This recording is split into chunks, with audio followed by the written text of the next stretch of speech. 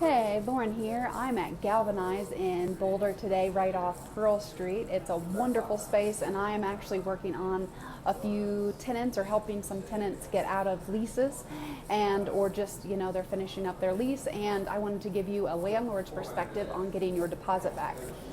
Because what I see a lot in Boulder, or what I'd say in general with property managers, none of us start off being evil, but we start to become more evil queens the longer we're in business. Our leases tend to get a little bit longer, and it usually starts from one tenant damaging a bunch, and so we write these clauses in to protect ourselves, or that's what I do. And I've noticed that my lease has been slowly getting bigger over the last 12 years, and that's usually dealt because I've run into issues with particular tenants, and I'm just a small property management company, and so when you get the larger ones, like Boulder has a lot of large companies, and that's actually who I'm dealing with right now, and making sure I'm trying to protect my clients' damage deposit. And so I'd say the biggest thing when you guys are renting, which you don't have a lot of power over it stinks when you're a renter.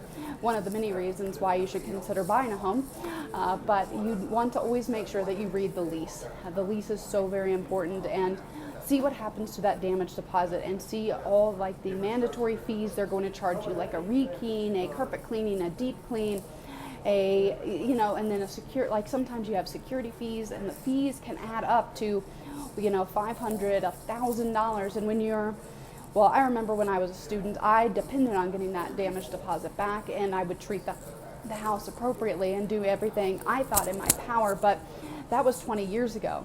The leases have changed since then, and landlords are keeping the damage deposits, and they're feeing you a lot. And so make sure you see what fees are going to be there when you do sign the lease, and then your options,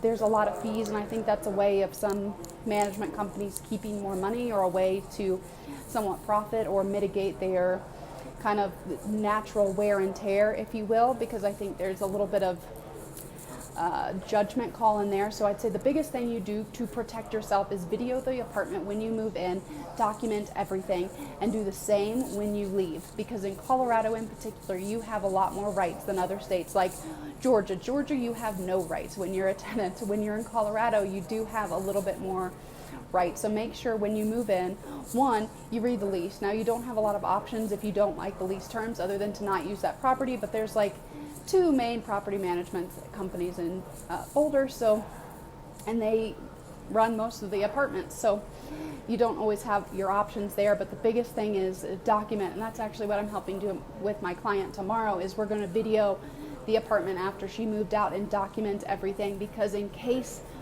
now that company has 60 days to give that damage deposit back. Now they have less time to itemize out the damage.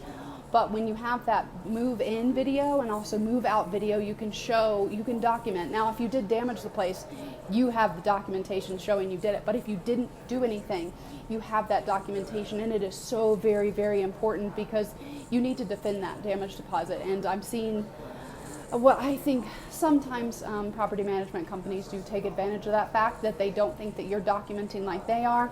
From a landlord standpoint, I document to protect myself. But if someone doesn't damage the place, I'm not going to make up a bunch of stuff, because I don't need to do that to make money.